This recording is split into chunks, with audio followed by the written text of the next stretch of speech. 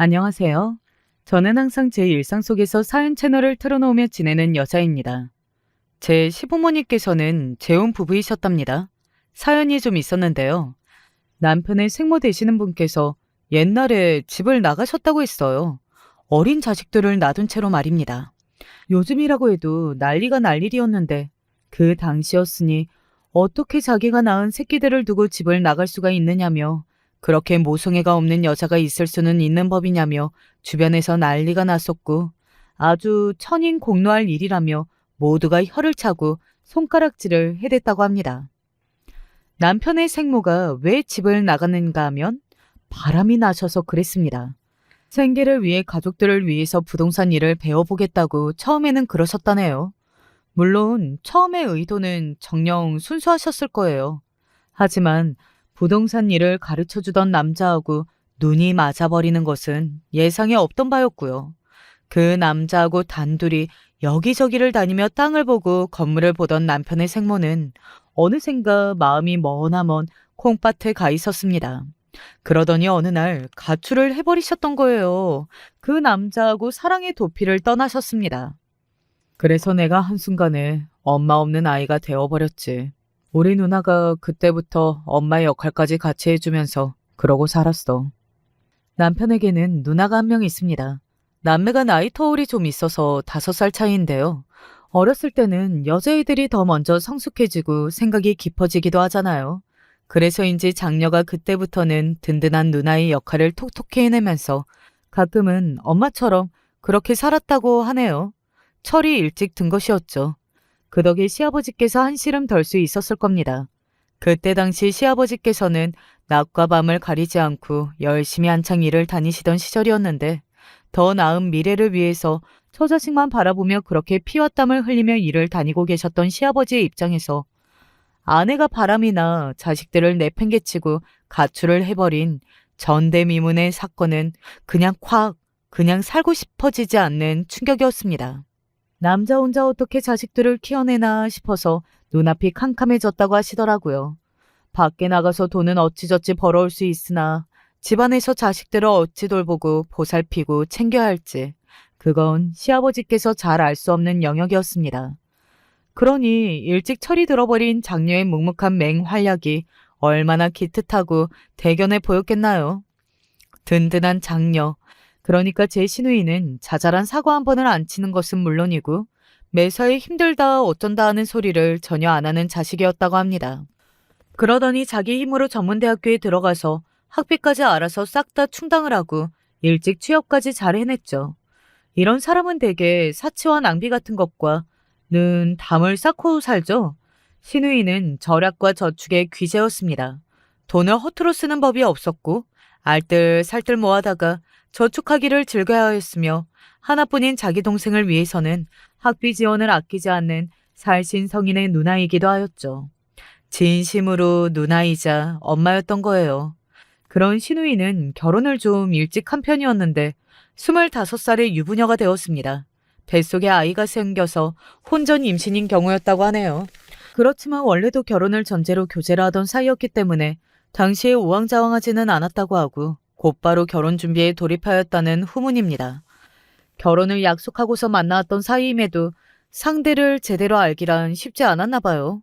진짜로 겪어보기 전에는 모르는 게 사람의 본성이죠.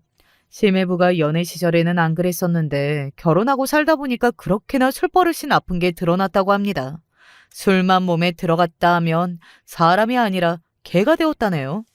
시누이는 그때를 회고하며 말하기를 네 발로 걷는다 해도 놀라지 않고 오히려 자연스럽게 여겼을 거라면서 그 정도로 술에 취한 심해부는 사람 꼴이 아니었다고 해요. 결혼을 해서 꽤 먼 지역으로 가 있는 상태였기 때문에 시누이는 더욱 외롭고 고독하고 힘들었죠. 어디에 마음을 기댈 데가 있고 털어놓을 곳이 있어야죠. 그저 하염없이 어린 자식만 끌어안고서 견뎌내는 수밖에 없었습니다. 그런 시누이를 알아챈 인물이 있었으니 바로 시어머니였어요. 경수가, 너 혹시 힘든 일 있니? 무슨 안 좋은 일이 있거든 꼭 털어놔라. 알았지? 아니에요. 힘든 일은 무슨. 맨날 똑같죠. 저는 괜찮아요. 목소리도 안 좋은 것 같고 오랜만에 본 얼굴은 더 안 좋은 것 같아서 그래. 내가 자꾸만 신경이 쓰이네.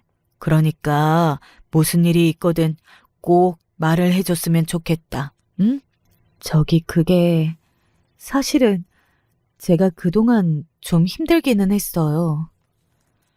시어머니의 걱정 가득한 눈빛과 따스한 말투 앞에서 묵묵히 견뎌오는 것에만 익숙하고 내성이 길러져 있던 신우이가 서러움이 터져나오고 말았습니다. 그래서 시어머니께 모든 고충을 그때 털어놓았다고 하더라고요.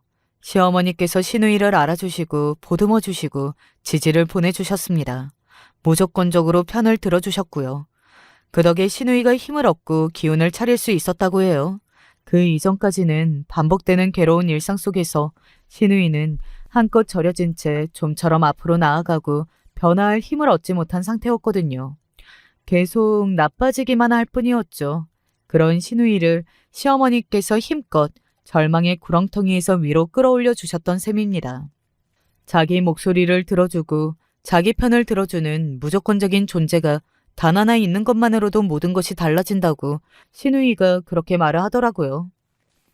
시어머니께서 대단한 역할을 해주신 것에 신우이 또한 마음이 사르르 녹아버려서 그때부터 점점 허물없이 진정한 딸의 모습을 하기 시작했고요. 네, 지금 여기서의 이 시어머니란 자식들을 두고 바람이 나서 집을 나가버리셨던 그분이 아닙니다. 신우이와 남편의 생모이신 그분은 그러고 나서 몇 년이 지났을 때 시아버지와 정식으로 이혼을 하셨어요. 언뜻 듣기로는 임신을 해서 그러셨다나? 뭐 그런 이유로 시아버지께 연락을 해서 정식으로 이혼을 하자며 청을 넣으셨던 모양입니다. 진절머리가 날 대로 났던 시아버지께서는 더 끌고 갈 것도 없다 판단하셔서 그냥 그때 이혼 도장을 콱 찍어버리셨다네요. 이혼을 해달라면서 수년 만에 연락을 해온 주제에 자기 자식 새끼들이 어쩌고 있는지는 전혀 궁금해하지도 않았던 아주 미친 여편네여서 끝까지 자기 좋을 대로만 행동하고 자기만 세상에서 제일 불쌍한 것처럼 변명을 짓결어댔던 정신나간 그 여편네. 생각만 해도 내가 자다가도 이가 빠드득 깔릴 정도야. 여자를 잘못 만나도 한참이나 잘못 만났다고 하시면서 시아버지께서는 그 인연을 두고두고 한탄하셨습니다.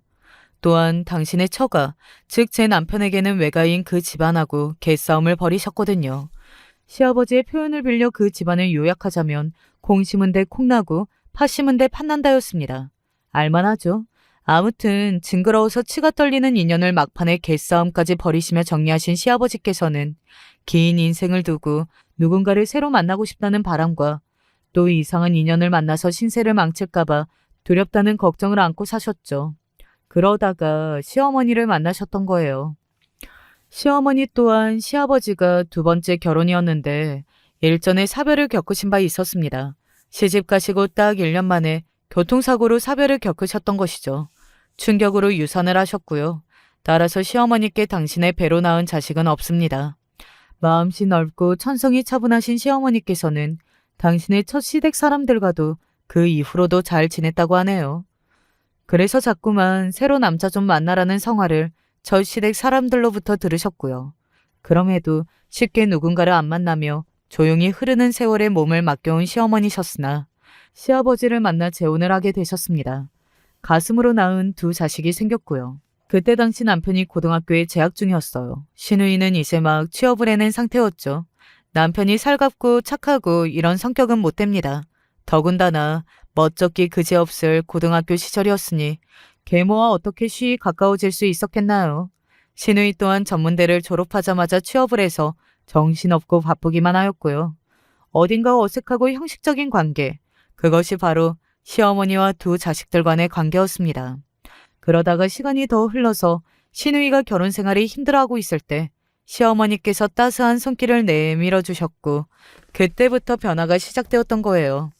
참고로 신우이와 심해부 두 사람은 끝내 이혼을 하지는 않았답니다. 첫째로 애들을 생각해서 신우이가 웬만하면 이혼을 하지 않겠다는 입장이었고요. 둘째로 심해부가 느린 속도이지만 점점 더 정신을 차려갔기 때문입니다. 심해부가 깽판을 치면 신우이는 집을 나와 자기 친정으로 향했고요. 그러면 시어머니께서 맛있는 찌개를 끓여주셨고 그러면서 신우이는 편안한 시간을 보냈습니다. 남겨진 심해부만 어리둥절 영문을 모르는 상황이 반복되었죠.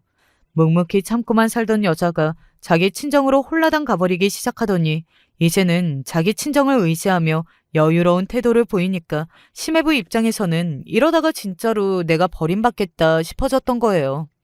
그래서 점차 긍정적인 방향으로 변화를 하기 시작했다네요.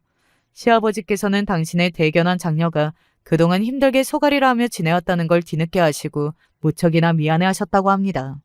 애비라고 있는 것이 어떻게 자식이 그렇게 힘들어하는 것도 모르고 전혀 눈치 한 번을 못 채고서 여태까지 태평하게 굴었으니 정말 면목이 없구나. 시아버지께서 자책하셨으나 이미 내면의 회복을 거친 신우이는 조금 더 서운해하지 않았죠. 그래서 시어머니와 다정한 모녀 사이가 된 모습이나 시아버지께 잘 보여드렸다고 해요. 그것으로 완벽한 대답이 될 터였으니 말입니다. 그때 시아버지께서는 새삼 시어머니와 재혼하기를 잘하셨다고 생각을 하실 수밖에 없었죠. 그렇다면 저는, 그리고 저희 부모님은 어떤 모습이었을까요? 저는 평범함의 결정체라고 할 수 있는 그런 길만 걸어온 사람이었습니다. 사는 형편은 잘 쳐줘봐야 서민인 수준이었지만 제가 외동딸이라서 그런지 자라는데 경제적인 부족함을 딱히 겪어본 적이 없었고요. 항상 그럭저럭 잘 살아왔답니다. 저는 학교 생활도 교우 관계도 그리고 매번 거두는 성적도 언제나 보통이었어요. 표준 규격 같았죠. 대학도 무난한 4년제에 들어갔답니다. 딱히 뭘 공부해야 할지, 뭘 잘하고 뭘 좋아하는지 몰랐기 때문에 나중에 되어서 취업에 잘 먹힐까봐 전공을 경영학과로 골랐고요. 대학 재학 동안에도 딱히 이렇다 할 적성을 찾지는 못했어요. 그렇다고 해서 전공이 저에게 잘 맞는 것도 아니었죠. 대학 성적도 딱 보통 정도로 거두었네요. 심지어 취업까지. 대학 졸업 3개월 만에 아주 무난한 곳으로 들어갔어요. 사회 초년생으로서 경력을 쌓아가기에 괜찮아 보이는 어느 중소기업이었네요. 어엿한 직장인이 되기까지 제가 지나온 궤적만 보더라도 얼마나 부모님을 걱정 안 시키고 매사에 적당하게만 자라온 자식이었는지 능히 짐작이 되시지요. 저는 부모님을 크게 속썩인 적이 없는 외동딸이었습니다. 그랬던 저는 입사하고 나서 받은 첫 월급으로 효녀 노릇을 해보고 싶어졌고 그 돈으로 부모님께 여행을 보내드렸습니다. 아이고, 우리 혜영이 덕분에 호강한다. 그러니까 딸내미 하나 잘 둬서 편안하게 패키지 여행도 다 가보네. 고마워 우리 딸. 설렘 가득하셨는지 일찍이 여행 가방을 싸놓으신 채로 한박 웃음을 지으시던 아버지, 엄마의 모습이 제 눈에 선언합니다. 그 걱정 하나 없이 행복하던 웃음을 저는 앞으로도 영원히 잊지 못하겠죠. 여행 일정을 무사히 다 끝마치신 두 분은 귀가를 하시던 중에 교통사고를 당하셨습니다. 집에서 불과 5km가 채 안 떨어진 위치였습니다. 그 사고로 두 분 다 증상을 입으신 채 병원으로 이송이 되셨고요. 저는 그때 이 세상의 모든 후회를 끌어모은 채로 처절하게 죄책감에 젖어서 울부짖었습니다. 저만 아니었어도 제가 괜히 효도를 해보겠다느니 어쩌느니 하면서 설쳐대며 패키지 여행을 알아보지 않았어도 그런 거 안 가도 괜찮으니까 다음에 제가 시간이 여유로울 때 휴가 내서 셋이 같이 여행을 가면 좋겠다고 두 분이 말씀하신 것을 따르기만 했었어도 제 고집을 중간에 꺾기만 했었어도 부모님은 여느 때처럼 멀쩡히 걷고 웃으며 그렇게 일상을 보내셨을 것입니다. 그런데 저 하나 때문에 병원에 누워 계셨어요. 아, 미치겠더라고요. 한순간의 일상이 인생이 이렇게나 무너질 수도 있나 싶어서 소름이 돋았고 무서워서 감히 잠에 들 수도 없었습니다. 제가 자는 도중에 두 분이 잘못되실까봐, 혹시 한 분이라도 돌아가실까봐 겁이 나서 자의로 자보지도 못했습니다. 그때까지 저는 제가 외동자식이니까 부모님께는 저 하나뿐이니 제가 더욱 잘해야 한다는 그런 생각만 가지고 살았었는데 이런 상황에 놓여보니까 저야말로 저에게는 부모님뿐이었더라고요. 부모님 두 분이 안 계시면 저는 정말로 세상에서 외톨이가 되는 것이었습니다. 눈물이 마를 새가 없이 오열을 하면서 제발 살려만 달라고 하늘에 빌고 또 빌었던 것 같아요. 중환자실에서 먼저 호전을 보이셨던 분은 아버지였습니다. 사고 이후 그때 처음으로 가슴을 쓸어내리며 약간의 안도감이 남아 맛봤었죠. 엄마는 계속 상태가 안 좋아서 제가 무섭고 초조했는데 회복세에 접어드신 이후로는 점차 건강을 되찾으셨습니다. 천만 다행이었죠. 하늘에 감사했네요. 기도한 보람이 있다고 생각했어요. 먼저 호전을 보이셨던 아버지는 반대로 계속 누워 계시는 생활을 하셨습니다.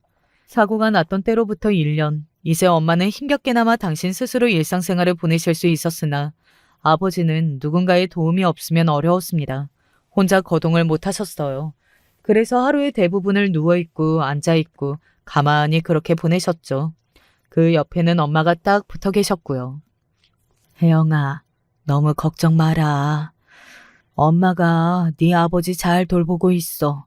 우리는 잘 지내고 있으니까 혜영이 너는 아무 걱정 말고 밥 잘 챙겨 먹고 일 잘 다니고 힘든 일 있으면 언제든지 말하고.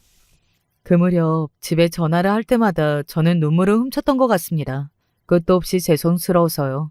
원래 다녔던 첫 직장이었던 그곳은 진작에 그만둔 뒤였고 두 분 다 퇴원을 하신 이후로는 제가 새로운 직장을 잡아서 일을 다니고 있었는데 부모님 댁에서 멀어서 자취를 했습니다.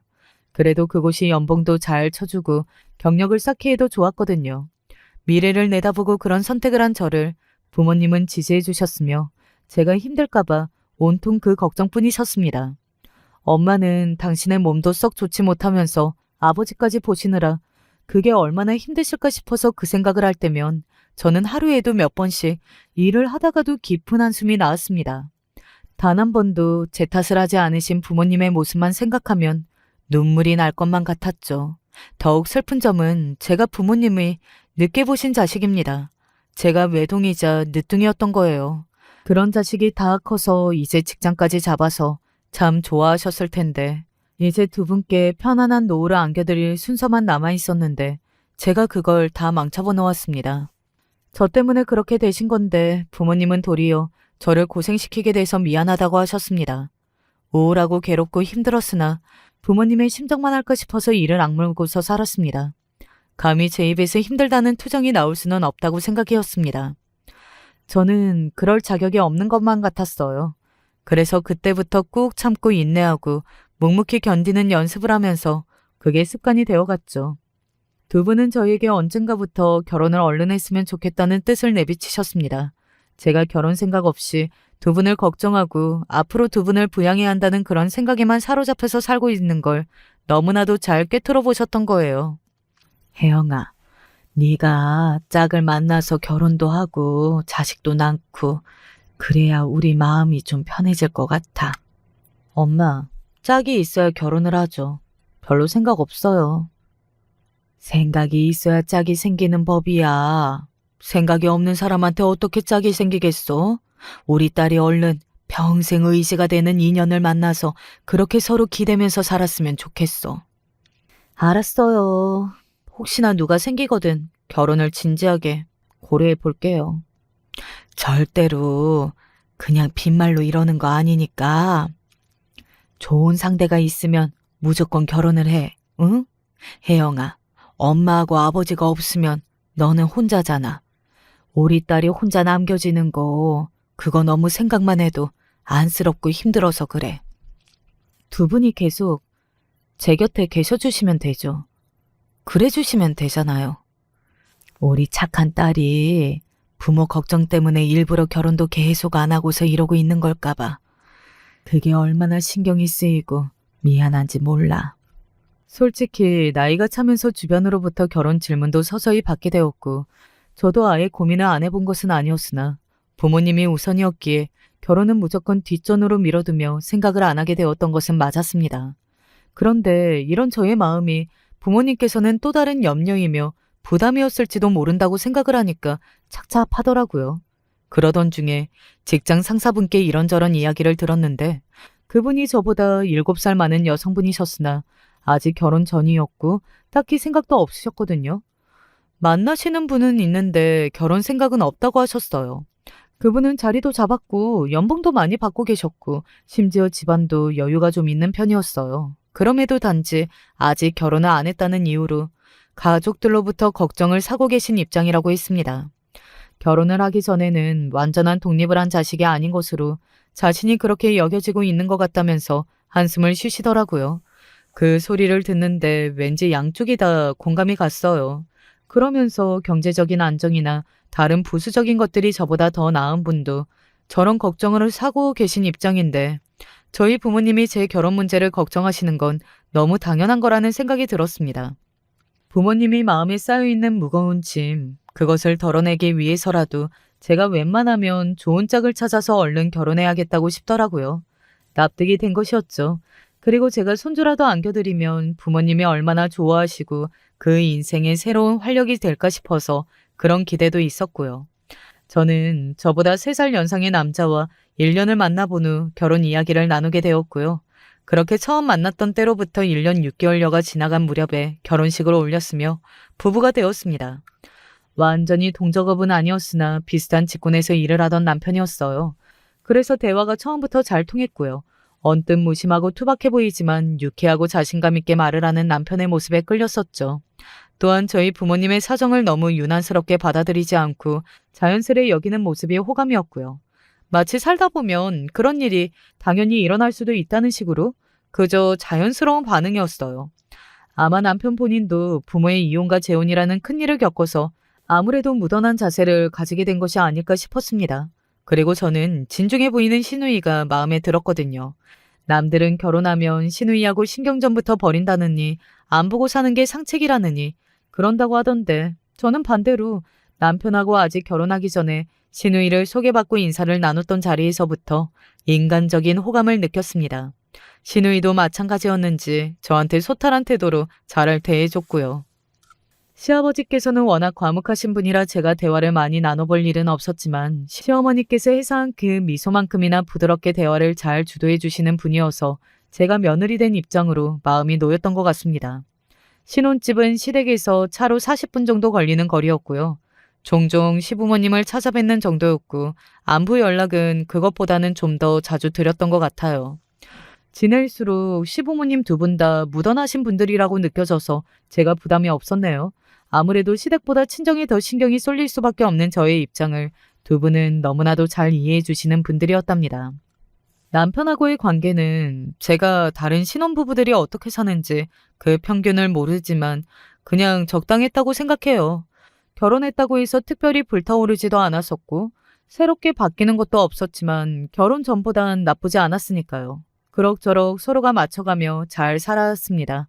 물론 여자인 제 쪽이 더 힘든 이모저모가 많다고 느끼기는 했었네요. 둘 다 일을 다니니까 맞벌이인데 밥은 항상 제가 차렸거든요. 제가 요리와 빨래를 담당하고 나머지 청소는 남편이 하는 것으로.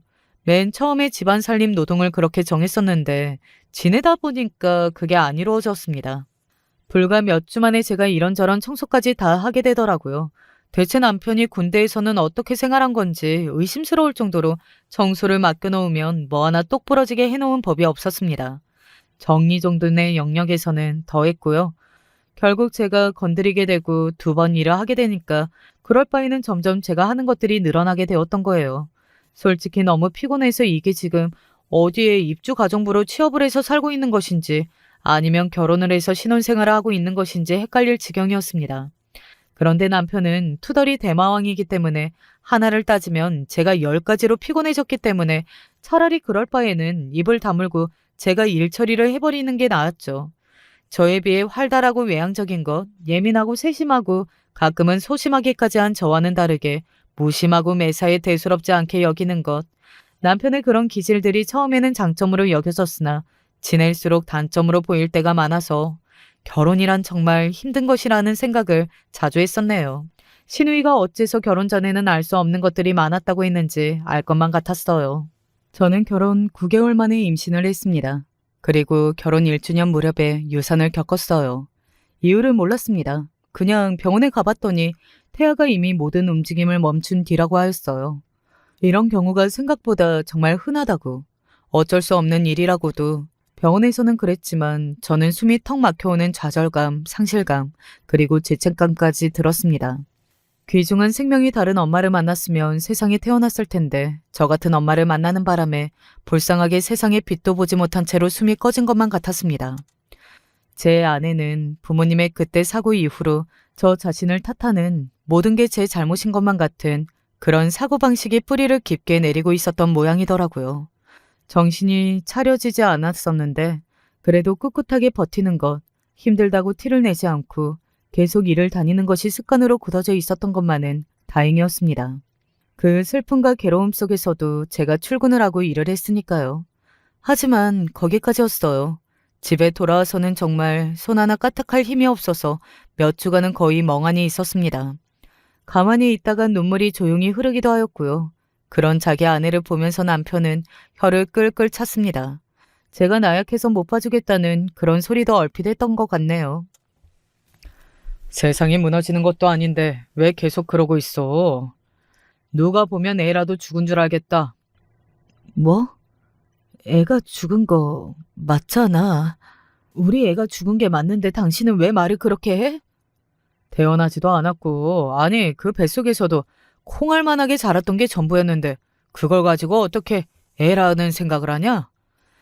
당신 제발 적당히 해. 궁상을 떠는 것에도 정도가 있는 거야. 당신은 꼭 말을 그렇게 인정머리 없이 해야겠어? 다른 사람도 아니고 자기 아내한테, 유산을 한 아내한테 말이 그렇게 나와? 당신이야말로 정도를 지켰으면 해. 너무 인정머리가 없다고 스스로 생각이 안 드나 봐?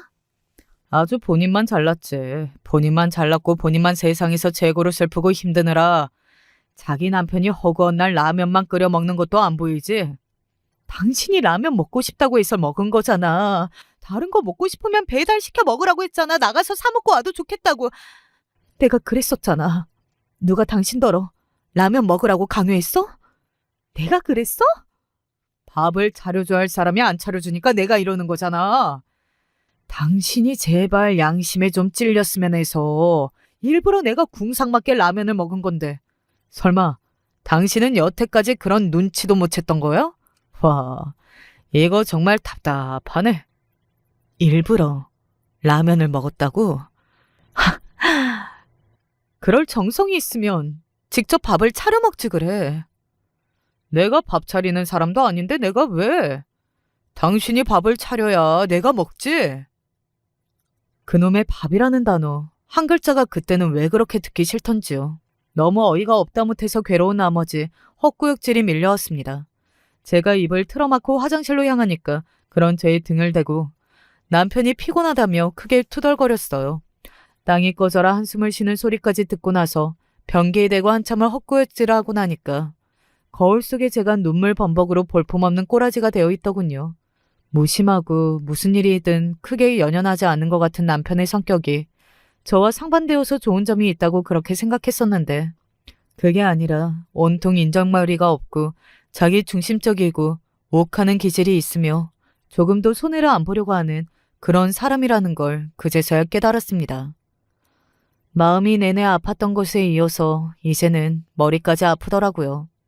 제가 임신을 했다가 유산을 한 걸 친정 부모님께 알리지 않았던 게 그나마 불행 중 다행이었습니다. 혹시나 정말 만약이라도 뱃속 생명이 잘못되면 부모님이 너무 실망을 하고 힘들어하실 것 같아서 나중에 알려드리려고 했거든요. 그래서 두 분은 모르셨어요. 시댁 식구들은 알았고요. 유산에 이어서 남편의 지극히 자기 중심적인 이기적인 모습에 충격을 받고 제가 힘들 때 직접적으로 부부 문제를 털어놓지는 못했으나 심적으로 기대고 대화를 나눌 수 있는 시댁이 있어서 다행이었죠. 신우이하고 제가 문자도 종종 주고받았는데 이때는 거의 전화로 이야기를 많이 나누었습니다. 신우이는 제가 자기 동생 때문에 마음고생하는 것을 눈치채고 자기 탓을 하였어요. 일찍이 친엄마가 바람나서 집을 나갔으니 그래서 나보다도 어린 내 동생이 참 불쌍하게 여겨졌던 것 같아. 나는 솔직히 친엄마 그분하고 이렇다 할 추억이라도 꽤 있었거든. 그런데 내 동생은 그런 게 별로 없었어. 나보다도 어렸기 때문에 많이 기억을 못했지. 예전에는 그래서 동생이 측은했고 내가 든든하게 이끌어주고 잡아줘야 될 그런 존재로만 생각됐지. 아무래도 아들이니까 이 다음에 우리 집의 대를 이을 거고 우리 아버지도 나보다는 동생을 나중에는 결국 중요시 여기게 되겠구나 싶어서 동생이 어딜 가든 기 안 죽는 녀석이 됐으면 그런 바람이었어. 근데 너무 오냐오냐 키웠나 봐. 애가 좀 사람이 괜찮다 싶다가도 다혈질적인 구석도 있고 별로지? 내가 그 녀석을 키웠기 때문에 알아. 내 잘못이 커. 아니에요, 형님. 저희 부부간의 문제이고 개개인의 문제일 뿐이지 여기서 누구의 잘못이다 그럴 건 아닌 것 같아요. 그냥 이런 사람 저런 사람 다 어느 정도는 타고나는 게 아닐까 싶네요. 아이고, 우리 올케가 정말 기운이 하나도 없구나. 왜 이렇게 자포자기한 목소리야. 그렇다고 해도 올케, 못난 내 동생 어떻게든 엉덩이 두들겨 가면서라도 데리고 살아줘야 한다. 당연하죠, 형님. 앞으로 힘들어도 같이 살면서 더 이리저리 맞춰 가보려고 해요. 결혼이 애들 장난도 아니고 어쨌든 저는 이 부부관계의 책임감과 진지한 자세를 가지고 있었습니다. 그런 저를 시누이도 잘 알고 있었죠. 시어머니 또한 비슷하셔서 그 이전과는 다르게 당신 쪽에서 먼저 전화를 주시곤 하였어요. 원래는 며느리인 제가 안부차 연락을 항상 먼저 드리고는 했었거든요. 시어머니께서는 절대 부담을 안 주고 싶다고 하시면서 먼저 연락을 하시는 법이 거의 없었고요. 그런데 제가 유산을 겪은 이후 힘들어하다가 남편 때문에 더욱 심란해지고 난 뒤 시어머니께서 종종 저에게 연락을 먼저 해주시면서 이런저런 말씀을 많이 주셨습니다. 별건 아니었고 오늘도 잘 지냈느냐니 반찬은 좀 안 떨어졌냐느니 하는 그런 시시콜콜한 것들이었는데요. 저를 신경 써주시느라 그런 것을 알았기에 번거롭기보다는 그저 감사하더라고요.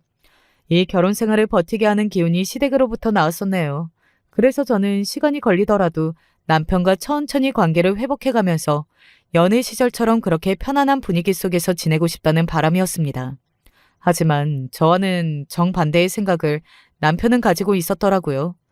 언제부터인가 남편의 입버릇에서는 바빠 라는 두 글자가 붙기 시작했습니다. 저와 일하는 환경, 수준, 뭐 그런 것들이 대체로 비슷했기 때문에 제가 잘 알았거든요. 바쁠 시기가 아니었어요. 그런데 자꾸만 바쁘다고 하면서 일 핑계를 대고 집을 비우는 시간이 많이 가졌습니다. 저는 저와 단둘이 집에서 시간을 보내는 게 어색하고 불편해서 남편이 혹시 저러나 싶었죠. 저한테 너무하게 굴었던 걸 속으로 반성하면서 민망해하는 것인가 하는 짐작도 잠시나마 했었습니다. 네, 제가 아주 순진하다 못해서 멍청했던 겁니다. 자기 남편이 바람났다는 것도 모른 채로 엉뚱한 생각이나 하고 있었던 여자가 바로 저였습니다. 빨랫감을 고르다가 집어든 남편의 옷주머니에서 여자 립스틱이 나왔는데 그걸 보자마자 머릿속에 하이지더라고요. 당연히 제 것은 아니었고요. 여자가 있다는 것도 그렇지만 이게 굳이 주머니 속에 들어가 있다는 것은 많은 것을 시사하고 있었습니다. 잡아댈 생각은 추호도 하지 말라는 단호한 표정으로 그것을 보여주니까 남편은 발뺌을 하려다가 스스로도 그건 아니다 싶었는지 얼굴이 벌겋게 달아오른 채로 헛웃음만 계속 지었습니다. 그러더니 이런 소리를 뱉더군요. 와, 얘가 아주 도발적이네. 내가 아직 와이프한테는 알릴 때가 아니라고 그렇게나 말을 했는데 결국 이런 수작질을 벌여놨어? 이야, 보통 내기가 아니야. 대단히 깜찍해. 그러니까 바람난 여자, 즉 상간녀가 남편 몰래 이런 짓을 벌인 모양이었어요. 저는 그 립스틱을 발견한 순간 그렇게 여겼었죠. 이건 남편의 아내인 저에게 보내는 상간녀의 메시지라고요. 아주 연놈들이 놀고 자빠져 있었습니다. 분노로 몸이 덜덜 떨리는 걸 간신히 참아내면서 말했습니다. 헤어질 거냐고요. 이제 어쩔 생각이냐고요. 그랬더니 남편이 뭐라고 했던 줄 아시나요? 역으로 저에게 이제 어떡할 거냐고 묻더군요. 이혼? 혹시 원하는 게 이혼인가? 그걸 듣자마자 저는 남편이 저와 이 일로 이혼하게 되더라도 아무런 상관이 없다는 것을 알았습니다. 표정에는 두려움, 걱정 이런 게 없었거든요. 제가 어떻게 나올지 순수하게 궁금하다는 그런 느낌뿐이었습니다. 인간적인 배신감과 실망감으로 소름이 다 끼칠 지경이었습니다. 그리고 이런 놈이 원하는 대로 순순히 따라주고 싶지 않다는 생각이 불쑥 들더라고요. 글쎄, 이러든 저러든 나한테 달린 거 아니야? 내가 선택권, 결정권 다 지고 있잖아.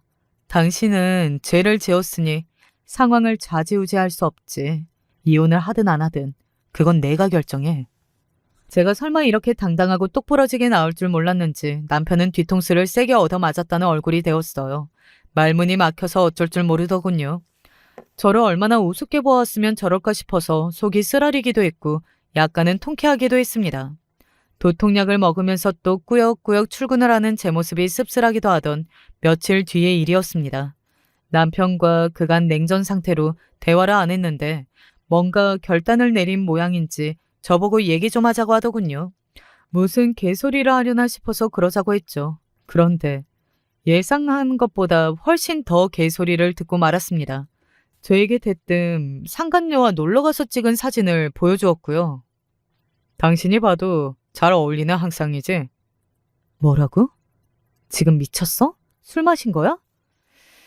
내가 요 며칠 많은 생각을 해봤는데 내가 진정으로 사랑하는 건 이 여자 같더라. 닭똥 같은 눈물을 내 앞에서 뚝뚝 흘리면서 립스틱을 내 옷에 몰래 넣은 건 미안하지만 이렇게 해서라도 나를 가지고 싶었다고 말을 하는데 그 모습을 보면서 이 여자가 원망스럽긴커녕 아껴주고 지켜주고 싶다는 생각이 들었어. 내가 당신에게 품었던 감정은 사랑이 아니라 동정 같아. 동정심. 당신 집에 좀 안 좋은 일이 있었잖아. 그 얘기를 듣고서 내가 동정심을 가진 건 아니었을까? 뭐 그런 생각이 들더라. 아무튼 이 여자가 내 진짜 사랑이고 나는 정말로 사랑하는 여자하고 남은 인생을 살고 싶어. 살면서 누군가를 이렇게 강력히 후려갈기고 싶은 욕구는 처음이었죠. 그런데 너무 화가 나서 머리가 어지러운 나머지 그러지 못했네요. 남편은 머리를 짚고 끙끙거리는 저를 보다가 무릎을 꿇었습니다. 이혼을 해달라고 했어요. 진짜 사랑을 찾아가게 도와달라고 하더군요. 당신 가족들도 아냐고 하니까 자기가 곧 말을 할 테니까 저보고 먼저 입을 놀리지 말라 달라고 했습니다. 당신 통장에 1원까지 다 주면 이혼을 해주겠다고 하니까 벌떡 일어나면서 저한테 독한 여자라고 말했고요. 누가 누구더러 독하다는 건지 웃음이 나왔네요. 곧 아버님 생신이라서 내가 봐주는 줄 알아. 그때까지 내가 입 다물고 있을 예정이야. 그 안에 그 여자를 정리하든지 나한테 당신 통장에 돈 1원까지 탈탈 털어주고 이혼하든지 양자택일로 결정을 해두는 게 좋을 거야. 제가 싸늘하게 말하고 먼저 대화를 끝냈습니다.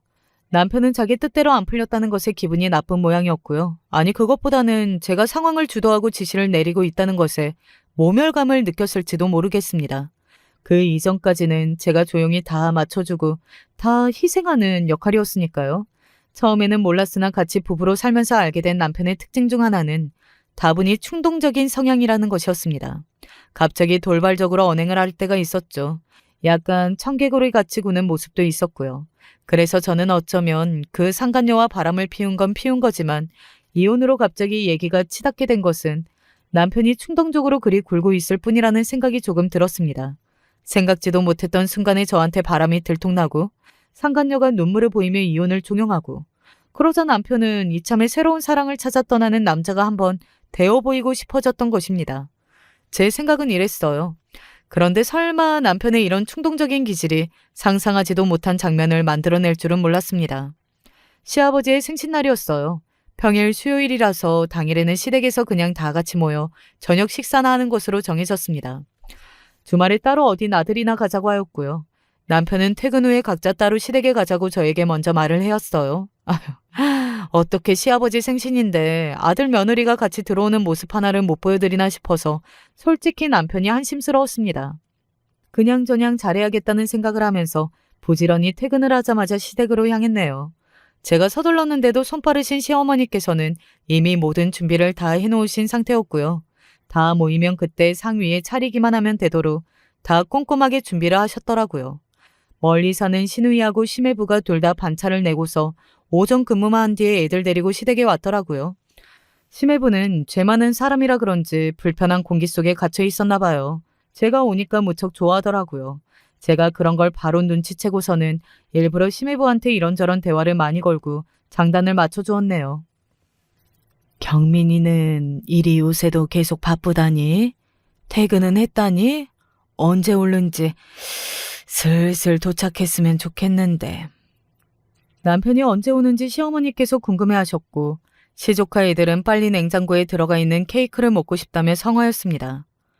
그래서 제가 소리 없는 한숨을 쉬며 남편에게 연락을 해보려던 그때였어요. 현관문이 열리더니 남편이 등장했습니다. 옆에는 상간녀를 끼고 말입니다. 저 왔습니다. 전에 없이 당당한 외침과 입장한 남편을 모두가 입을 쩍 벌린 채 바라보았죠. 그 옆에 상간녀는 민망하고 면목없다는 표정을 짓고 있었는데 그러면서도 꾸역꾸역 이 자리에 같이 온 걸로 봐서는 남편의 옷에 립스틱을 넣어놓은 그 정신머리가 여전한 듯 했습니다. 이제 오니? 그런데 누가 같이 왔네? 누구길래? 당황하신 시어머니께서 어색하게 웃으며 물어보셨고 그러자 남편은 상간녀의 손을 꼭 붙잡았어요. 그 즉시 신우이가 저를 쳐다봤습니다. 기가 막힌 상태인 제 얼굴을 확인하고서는 남편의 바람을 제가 알고 있었다는 걸 신우이가 짐작하더군요. 야, 너 지금 제정신이야? 올케를 두고 바람이 나? 그리고 오늘이 아버지 생신인데 네가 지금 바람난 여자를 데리고 온 거야? 아, 누나, 진정해. 나도 다 생각이 있어서 이러는 거니까. 저기 아버지, 제가 진정한 사랑을 찾았습니다. 바로 이 여자입니다. 제가 지금 제 뜻대로 이혼을 할 수가 없어서 부득이 이렇게나마 먼저 밝히게 됐습니다. 남편은 똥폼을 잡으며 신우이를 나무라더니 시아버지께 상간녀와의 사이를 밝혔어요. 저를 두 사람의 진정한 사랑을 갈라놓은 회방꾼으로 묘사를 하더군요. 두 사람이 얼마나 애가 타는 심정으로 그간 만나왔는지 남편이 줄줄 늘어놓았고 상간녀는 눈물이 그렁그렁했습니다. 저는 온몸에 피가 싣는 기분이었죠. 그리고 시아버지께서는 남편의 말이 끝나자마자 싸대기를 후려치셨습니다. 이런 미친 후레 자식을 봤나? 너무 세게 때리셔서 제가 깜짝 놀랐는데 가슴이 뻥 뚫리더군요. 시조카들은 얼른 시어머니께서 방으로 데리고 들어가셨고요. 아버지, 저한테 혹시 실망하셨을 수도 있는데 그래도 제가 아버지 아들이에요. 하나뿐인 아들. 네놈 인생에서 유일하게 잘한 짓 하나가 바로 결혼이었는데 그걸 망쳐? 시아버지의 기세가 대단했고 남편은 빨개진 뺨을 부여잡은 채로 뒷걸음질을 쳤습니다. 시매부가 시아버지의 옆에 서면서 남편을 노려봤어요. 남자 대 남자로 이해가 안 간다. 저남, 제정신이야? 눈깔이 비었어? 나도 동감이야. 어떻게 올케를 두고 저딴 여자를 만날 수가 있어? 딱 보면 견적이 나오지. 너같이 눈깔빛 녀석이 내 동생이라니 수치스럽다. 너를 위해 노력했던 그 모든 게 후회가 돼. 너 이제 내 동생 아니야. 신우이 또한 가세하였죠. 그 광경에 제 가슴이 울렁거리고 있을 때 시아버지께서는 남편을 한 대 더 때리셨습니다. 예전보다 더 세게 뺨을 치셨고 어안이 벙벙해져 있던 남편은 그걸 맞고서 발이 꼬여서 바닥에 넘어졌어요. 시아버지께서는 상간녀에게 경고하였죠. 처음 본 사람 때리고 싶진 않으니 당장 썩 꺼져. 그러자 상간녀가 고민도 않고 후다닥 달려나갔고 남편이 당황했습니다. 자기야, 나 두고 가는 거야? 얘기한 거랑 다르잖아. 온 가족이 자기 편이라며. 자기 말이라면 꿈뻑 죽는다며. 자기가 집안에서 왕자라며. 와이프는 집안에서 찬밥 신세라며. 근데 직접 보니까 완전히 반대잖아. 상간녀는 억울하다는 듯이 그렇게 소리를 지르고는 신발을 다급히 신고서 사라졌습니다. 그리고 남편만이 난감한 신세로 모두의 차가운 눈빛을 받고 있었습니다. 방법이 저뿐이라는 걸 알긴 했는지 저와 눈이 마주치자 갑자기 눈물을 글썽이며 무릎걸음으로 저에게 다가오려 했죠. 하지만 신우이가 막아섰습니다. 야, 좋은 말로 할 때 너도 꺼져. 남편은 자기 편을 들어줄 사람을 찾아서 두리번거렸지만 아무도 없었죠. 그때 방에서 시어머니께서 나오셨는데 남편을 외면하면서 휙 고개를 돌리셨습니다. 절제히 혼자가 된 남편이 부들부들 떨면서 일어났고 쓸쓸히 퇴장을 마쳤어요. 그제야 저는 다리에 힘이 풀려서 주저앉았네요. 그런 저를 모두가 보듬어 주었네요. 다들 남편이 제정신이 아니라면서 저에게 면목없어 하였고요. 비록 남편은 아나무인이었으나 시댁만은 제가 잘 두었다는 생각을 재차하면서 그 순간의 이혼 결심을 굳혔습니다. 실패한 결혼 생활에서도 시댁이라는 인연을 건진 것처럼 인생은 의외의 면을 보여주면서 흘러가는 것인데 제가 남편 때문에 이런 결혼 생활에 계속 고여있기가 싫어졌어요. 고인 것은 썩기 마련이니까요. 조심스레 제가 이혼 의사를 밝혔고 그러자 모두가 놀라서 입을 다물었는데 유일하게 시아버지께서 즉각 그러라고 해주셨습니다. 아니다 싶으면 하루라도 빨리 갈아서는 게 인생을 건지는 법이다. 그래, 잘 생각했다. 감사합니다. 덕분에 용기를 얻었습니다. 그리고 아버님 덕분에 제가 참 속이 후련했습니다. 제가 눈물 젖은 눈으로 감사 인사를 하며 웃자 그제서야 다들 고개를 끄덕여 주었었죠. 저는 당연히 남편에게 이혼 선언부터 날렸고요. 그렇게나 저와 이혼을 하고 싶어 하더니 막상 제가 그러자고 하니까 당황하면서 남편은 무릎을 꿇었습니다. 내가 미쳤었나 봐. 나 원래 안 그런 사람이잖아. 당신도 알지? 원래는 안 그런 사람인데 잠깐 정신이 나갔었던 거야. 모르겠는데? 내 생각에는 당신은 원래 그런 사람이 맞고 잠깐 괜찮았을 때가 있었던 것뿐이야. 내가 그 잠깐에 속았던 거지. 이혼을 안 해주겠다고 해도 소용없어. 그럼 당신만 더 골치 아파져. 소송이라는 거 겪어보고 싶으면 내가 장단 맞춰줄게. 어떡할래? 남편은 저에게 차분하고 조용한 줄만 알았는데 이렇게 할 말 다 하고 입속 다 챙기는 여자인 줄 몰랐다고 하면서 울었습니다. 고작 그딴 소리나 하면서 눈물을 흘리는 남자와 평생을 약속했었다니. 제가 암만 해도 눈이 삐었던 것 같더라고요.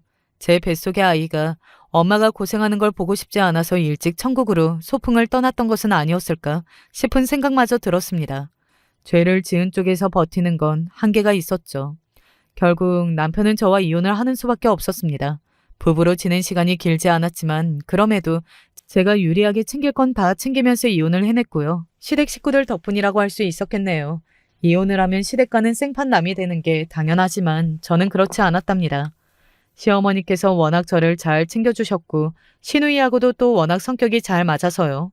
신기하게도 좋은 관계를 유지할 수 있었죠.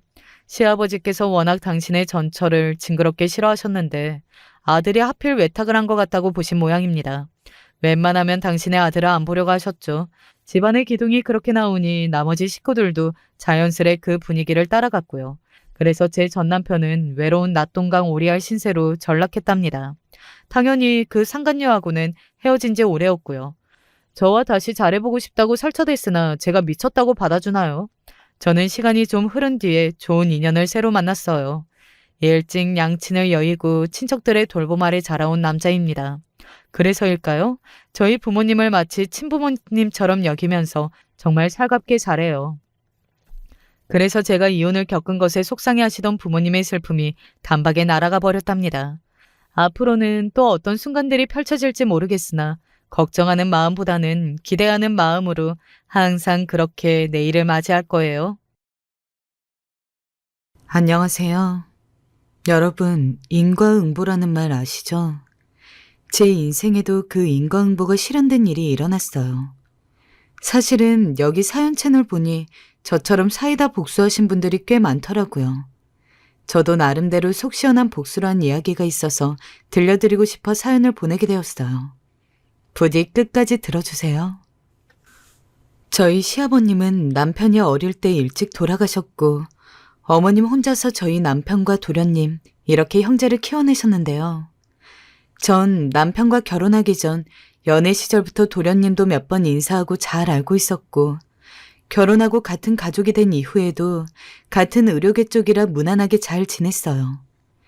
도련님은 어릴 적 어머니가 혼자 고생하시는 걸 보고 많이 자극을 받기도 했고 공부 머리가 있는 편이라서 무척 노력을 많이 하셨다고 해요. 그렇게 해서 어렵사리 의사가 되었고 그게 어머니에게 있어서 큰 자존심이 되어주기도 했는데요. 저도 간호사로 일하고 있는지라 어머니는 때마다 늘상 자랑하곤 하셨어요. 우리 집에는 의료인이 둘이나 있어서 아파도 걱정이 없어. 특히 내 건강 챙겨주는 우리 며느리가 있어서 너무 든든해. 감사합니다, 어머님.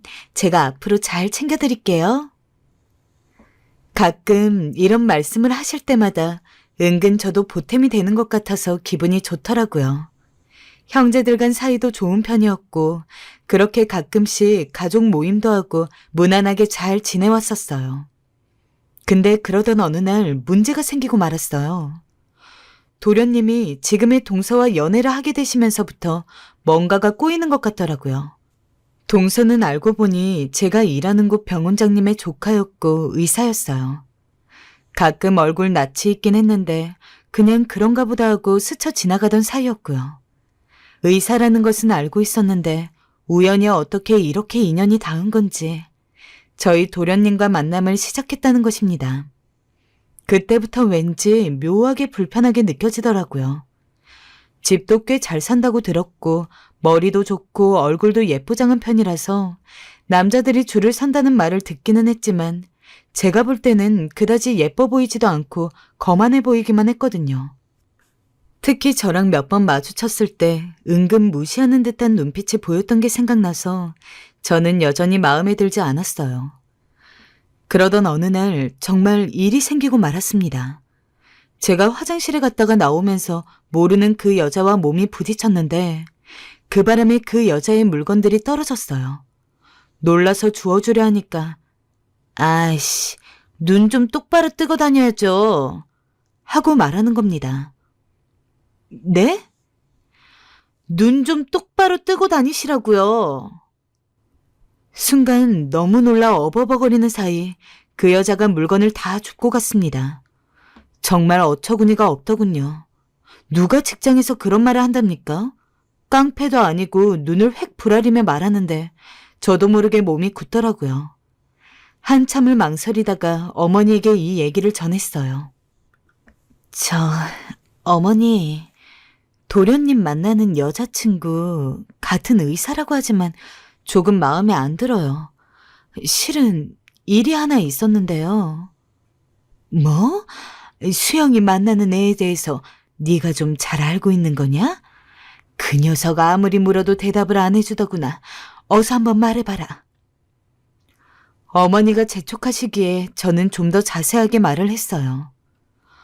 어머니, 제가 함부로 사람 판단할 건 아니지만 인성이 그닥 좋은 사람은 아닌 것 같더라고요. 그런 며느리 들이면 얼마나 고달프겠어요. 말씀드려야 할까 하다가 그래도 아시는 게 좋을 것 같아서요. 딱 본대로만 이야기한 그 이상도 이하도 아닌 이야기에 어머니는 근심이 많으신 것 같았어요. 아무리 아들이 좋아한다고 해봤자 어렵게 의사 만들어 놓았는데 똑같은 의사라고 해서 그냥 장가 보낼 수도 없는 것이잖아요. 저도 아들이 있다 보니 어머니 심정이 이해가더라고요. 그런데 어째 상황이 좀 꼬이는 듯 하면서 이상하게 흘러가더군요. 차라리 아무 말도 하지 말고 가만히 있어야 했나 싶은 상황으로 기울게 되었고 너무 창피해서 얼굴에 진땀이 났어요. 어머니의 마음은 부정적인 쪽으로 많이 치우치신 상태인데 도련님이 갑자기 충격적인 발언을 한 것이었어요. 듣고 온 가족이 모두 놀라서 밥을 먹다가 멈추게 되어버렸어요. 엄마, 나 지금 만나는 사람이랑 결혼하려고요. 곧 인사시킬게요. 저뿐 아니라 어머니도 너무 놀라셨고 남편도 놀라서 한마디를 하게 되었어요. 너 지금 만나는 그 의사 여자친구? 평판이 엄청 안 좋다던데? 그 말을 들은 도련님의 표정은 매우 놀란 듯 황당해하면서 바로 받아치시는 게 아니겠어요? 뭐라고요? 누가 그런 말을 하고 다니는 거야? 형은 그런 이야기를 어디서 들었어? 네 형수도 같은 쪽에 있잖아. 듣기에는 부잣집 딸로 자라서 그렇게 사치스럽고 아주 오만하다던데. 그런 여자 들여서야 되겠냐? 저는 너무 당황해서 그만 딴 데를 보게 되었고 도련님은 아주 복잡한 마음이셨는지 목소리가 확 낮아지시더라고요. 그리고 바로 일어나 버리셨어요. 형, 아무리 그래도 직접 만나본 나보다 다른 사람들이 어떻게 잘 알겠어. 알지도 않고 그런 이야기나 하지 않았으면 좋겠어. 그렇게 나가버리는 도련님을 보니 얼마나 민망하고 도망가고 싶던지 남편이 너무 원망스럽더라고요. 앞으로 도련님 얼굴을 어찌 보라는 건지 어쩜 이렇게 눈치가 없는 걸까요? 그 이후로 저를 비롯해서 남편, 어머니 셋 다 심란해하던 차에 결국 도련님은 날짜를 잡아서 동서를 인사시키러 오게 되었어요. 중간에서 남편이 한마디 더 하긴 했지만 일전의 일로 인해서 기분이 상하셨는지 그냥 강행해버리셨더라고요. 결혼하기 전 동서가 어머니께 인사를 드리러 왔는데 저는 아직도 이날의 일이 좀 황당하고 남편을 비롯해서 어머니에게도 좀 배신감을 느꼈어요. 그렇게 제가 살갑게 어머니에게 잘 해드리고 있는데 어쩜 저한테 그러실 수가 있는 걸까요? 남편도 제 편이 되어줬어야지. 갑자기 줏대 없이 구는 게 너무 황당해서 뭐라고 막 화를 내고 싶더라고요. 안녕하세요. 수영 씨에게 말씀 많이 들었어요. 아주 좋은 형수님이시라고 칭찬하더라고요. 저와 안면이 있으시다고 하는데 제가 기억이 잘 안 나네요. 그래도 너무 반갑습니다. 아, 네. 안녕하세요. 좋은 형수라니. 분명히 남자친구인 도련님한테 이야기를 전해 들었을 것 같은데 너무 가식적인 거 아닌가요? 그리고 저랑 몇 번 눈 마주친 기억이 있으면서 기억이 안 난다니요. 첫 대면부터 기분이 상하던 중 동서는 진짜 보통이 아닌 사람이란 걸 알게 되었는데요. 이때 어머니의 태도가 너무 달라져서 솔직한 마음으로 어머니도 정말 얄밉게 느껴지더라고요. 어머님, 안녕하세요. 늘 만나 뵙고 싶었는데 이제야 만나 뵙게 되네요. 빈손으로 오긴 그래서 선물 하나 준비해 왔어요. 큰 건 아니니 그냥 부담 없이 받아주세요. 아휴, 그래요. 어서 와요. 뭘 이런 걸 다 사오고 그래요. 그냥 와도 되는데. 아니, 근데 세상에, 이거 명품 아니에요? 아이고, 이걸 초면에 내가 어떻게 받아야 하는지. 대체 얼마나 도련님이 탐났으면 첫 만남에 어머니에게 명품 선물을 해오는 걸까요? 누가 보면 결혼 예단이라도 되는 줄 알 것 같아요. 저는 딱히 그럴 형편이 아닌지라 시집 오면서 아주 간신히 작은 선물만 어머니께 해드렸고 그때도 만족한다고 해주셨거든요. 근데 동서가 내미는 명품백을 보시더니 입이 벌어지면서 애처럼 좋아하시는 모습에 어찌나 속물처럼 느껴졌는지 모릅니다. 그런데 거기에 대답하는 동서 말도 아주 가관이었어요. 진짜 보통 내기가 아니더라고요. 아니에요. 어머니 할인가에 저렴하게 산 거니 편안히 받아주세요. 그리고 어머니, 우리 수영 씨 낳아주시고 키워주셨는데 이 정도는 기본 아니겠어요?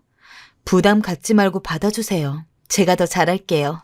어머니, 저 들어가도 되죠? 그럼요. 얼른 들어와요. 부잣집 딸로 태어났다면서 뭐가 저렇게 아쉬워서 시어머니한테 지고 들어가는 건지 어이가 없더라고요. 어지간히 자존감이 부족하단 것 같다는 생각까지 들더라고요.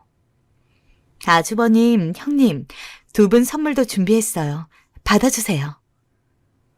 동서가 그러면서 내민 건 백화점에서 사온 과일 바구니와 고가의 양주였어요.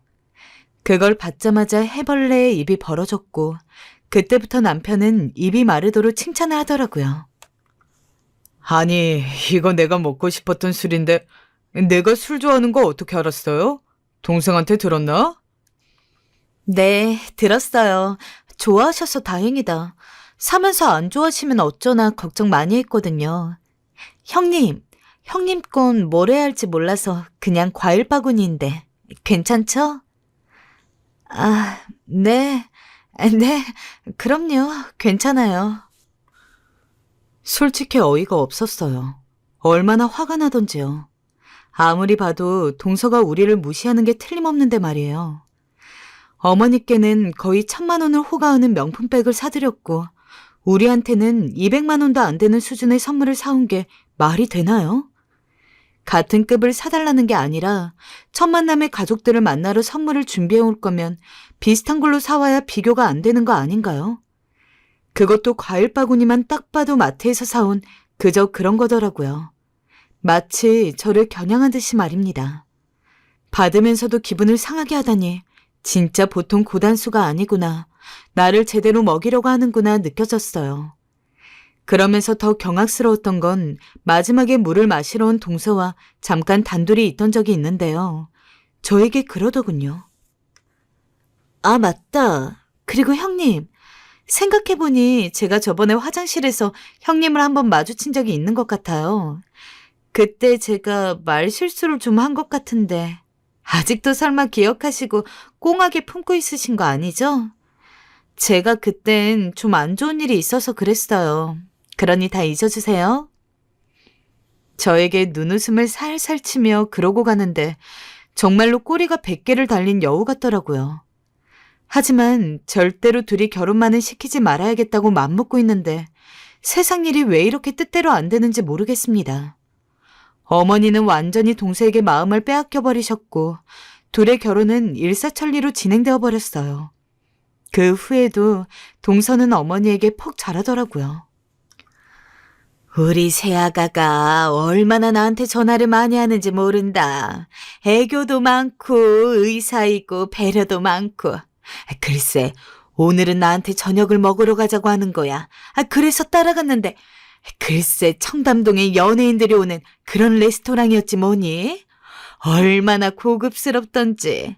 난 그런 데를 평생 안 가봐서 뻘쭘하게 앉아 있었는데 우리 새아가가 알아서 다 주문해주고 해주더라. 정말 나는 며느리복 하나는 타고났나 보다. 네, 어머님. 좋으셨겠어요. 어머님이 만족하셨다니 다행이에요. 다음번엔 더 좋은 곳으로 데려다 드릴게요. 마침 제가 청담동에 자주 가는 고깃집이 있는데 어머니 한우 좋아하신다고 하셨죠? 거기에 한우가 부드럽고 아주 맛있거든요. 다음에 수영 씨랑 같이 가요. 정말? 아이고, 내 평생 그렇게 비싼 데 가볼지는 꿈에도 몰랐는데 우리 둘째 며느리가 그런 호강을 다 시켜주는구나. 고맙다, 아가야. 우리 아가 뭐 먹고 싶은 거 없니? 저 그럼 밖에서 사 먹는 음식 말고 오늘은 집밥이 먹고 싶어서요. 어머님, 미역국 끓여주시면 안 돼요? 그럼 당연히 되고 말고 조금만 기다려라. 시어머니는 원망스럽게도 저런 말씀을 제 앞에서 대놓고 자주 하셨어요. 여러분, 저는 그 말을 들을 때마다 비참함을 느꼈어요. 제가 그토록 잘해드리고 챙겨드렸던 시어머니가 마치 한순간에 저보다 더 예쁘고 고운 새 신을 찾아 훌훌 떠나버린 느낌이었달까요? 전 완전히 한순간에 팽당한 느낌이었어요. 솔직히 저보다 자주, 그것도 매일 어머니에게 전화를 해대고 툭 하면 들려서 값비싼 선물들을 해드리고 가니 그걸 제가 어떻게 감당하겠어요. 그런 상황에 휘둘리는 어머니에게도 갈수록 서운했습니다. 딱히 저한테 나쁜 말을 아무것도 하지 않으셨고 저희 둘을 비교하는 말을 하시지도 않았지만 그냥 제가 느끼는 감으로는 동서를 더 좋아하게 되신 것 같더라고요. 진짜 이 배신감을 어찌하면 좋을지 몰라서 잠이 안 오더군요. 그렇게 동서가 들어오고 나서부터 저의 삶은 편치 않고 자꾸 스트레스 받는 일들만 일어나게 되었어요. 원래 집에서 지켜온 분위기가 있었는데 동서가 자꾸 그 흐름을 바꾸고 멋대로 하는 게 아니겠어요? 어머니, 이번 명절은 집에서 음식하지 마시고 나가서 우리 맛있는 거 먹고 또 놀러 다니기로 해요. 제가 하는 음식들로 식구들끼리 맛있게 먹는 게 유일한 낙이었는데 이런 것조차 멋대로 흐름을 바꾸려는 게 싫었지만 어머니가 그러시더군요. 그래, 나도 실은 나이들과 하니 음식하는 게 다 귀찮더구나. 우리 아가 말대로 하자. 아가, 먹고 싶은 거 먹자. 뭐 먹고 싶니? 저번에 수영이가 그러던데 한식을 좋아한다면서. 저한텐 묻지도 않았어요. 동서한테만 물으시더라고요. 거기다 심지어 그날은 제가 이미 그 전날 음식들을 몇 가지 좀 해간 날이었습니다. 직장에서 피곤한 몸 이끌고 들어와 그래도 내일 명절이니 어렵사리 시간 내어 요리해 본 거였죠. 동서, 미안한데 내가 음식을 미리 해온 게 있어서 이번 명절은 그냥 집에서 하고 다음 명절 때부터 밖에 나가서 먹는 게 어떨까 싶은데 어머님, 어때요? 예, 무슨 말을 그리 하니? 그건 너 집에서 반찬 해온 게 뭐 얼마나 된다고. 그건 너 집에서 먹으면 되지. 오늘은 우리 새아가 좋아하는 거 먹자꾸나. 얼른 나가자. 다들 준비하렴. 너무 황당했습니다. 결국 동마는 동서편을 들으시는 것 같아 우라가 치밀었습니다. 현재 부모님 양쪽이 다 안 계신 저에 비해 대대로 빵빵하게 의사 집안에 건물도 몇 개씩 갖고 있는 동서가 얼마나 예뻐 보이시겠어요. 솔직히 집에서 음식 해먹나 밖에 나가나 재료비면 노동이며 돈으로 환산하면 같지만 그게 문제가 아니었어요. 시어머니가 대놓고 절 무시한 게 이 모든 게 동서의 결정으로 흘러가는 게 마음에 안 들었습니다. 같은 며느리면 명절에 와서 오자마자 옷도 편하게 바꿔 입고 바로 일할 준비해야지. 초반에 위아래로 차려입고 와서는 계속 저한테 몇 마디 말을 건네대는 게 그때부터 어쩐지 예감이 안 좋긴 했어요. 여보, 나 너무 화나. 어떻게 어머님 나한테 그러실 수가 있어? 동서는 아까 나한테 뭐라 했는 줄 알아? 당신 없을 때 계산대에 서 있는데 글쎄 그러는 거야. 옷 어디서 샀냐고. 내가 시장에서 샀다 하니까 그럴 줄 알았대. 이거 나 무시하는 거잖아. 완전 깔보는 거잖아. 내가 왜 동서한테 그런 대접을 받아야 해? 당신 너무 예민하네. 아니 뭐 옷이 별로라고 말한 것도 아니잖아. 그냥 시장에서 산 티가 좀 났나 보지. 뭘 그리 예민하게 받아들여? 그리고 내가 봐도 그 옷은 시장 티가 나. 왜 그러고 다녀? 당신도 좀 꾸미고 다니지. 옛날 처녀적인 잘도 꾸미더만 애 낳더니 완전 퍼져선 여자면 관리도 하고 그래라. 너무 속이 상해 남편에게 이 일을 털어놓았는데 남편의 반응은 정말이지 더 기가 막혔죠.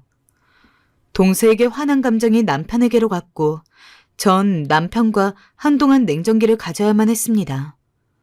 동서가 들어온 후로 시어머니와의 사이도 남편과의 사이도 그렇게 점점 안 좋아졌어요. 하지만 딱히 명절 때 아니면 마주칠 일도 많이 없을 것 같고 저나 동서네나 어머니 댁에서 멀리 살지는 않았지만 그냥 될 대로 되는 식으로 거리를 유지하면서 보냈어요. 만날 때마다 화병을 얻어서 돌아오게 되니 저도 스트레스 안 받으려면 안 보는 게 낫겠더라고요. 어머니도 제가 동서를 싫어하는 걸 눈치채셨는지 저한텐 딱히 동서 얘기도 안 하시고 워낙 동서가 왕래를 잘해서 그런지 저한테 오라가라 연락도 잘 안 하시고요. 그렇게 지내오던 중 어느 날 갑자기 전화를 하셔서 동서 이야기를 또 꺼내시길래 또 무슨 말을 하려고 저러시나 싶어 혈압이 올랐어요. 큰애야, 둘째 내가 글쎄 쌍둥이를 가졌다지 뭐냐? 그것도 남자애 여자애 하나씩 말이다. 지금 한창 입덧한다고 성아인가 보다. 안정될 때까지 말을 못했다는구나. 아휴, 참 너무 기쁜 일이지 뭐니? 그래요. 진짜 기쁜 소식이네요. 저도 전화해볼게요. 젊어서 그런 건지 임신도 잘 되는구나 싶어서 처음에는 그냥 전화를 끊었는데요. 저는 난임이어서 아주 힘들게 아들을 가졌고 모든 상황을 가족들에게 시시콜콜 알려왔는데 동서는 확실해질 때까지 말을 안 했더라고요.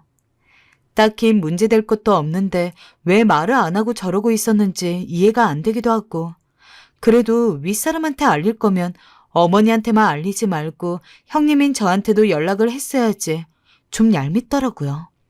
어머니 통해서 듣게 하는 게 기분이 무척 나빴어요. 초반에는 그래도 저한테 먼저 전화도 해오더니 가족 모임 때마다 제가 몇 번 싫은 기색을 한 걸 눈치채서 그런지 자꾸 어머니 통해서 듣게 하더군요. 본인이 의사이건 뭐건 간에 가족관계에선 그런 건 아무런 상관도 없는데 참 건방지다 싶었어요. 하지만 어쨌건 임신이 된 건 축하해줘야겠으니 연락을 했습니다. 정말 조금도 마음에 없는 말을 해야 하는 게 힘들었지만 어쩔 수 없었으니까요. 동서 쌍둥이 가졌다며? 축하해. 입덧한다고 들었는데 힘들겠다. 네, 형님. 애기 가져보니 형님이 얼마나 힘들게 아이 키우셨는지 알겠어요. 지금도 너무 소화가 안 되어서 힘들어요. 그래? 죽이나 이런 걸 먹어야겠네. 나도 입덧이 있어서 힘들었어. 그럼 형님이 사다 주실 수 있으세요?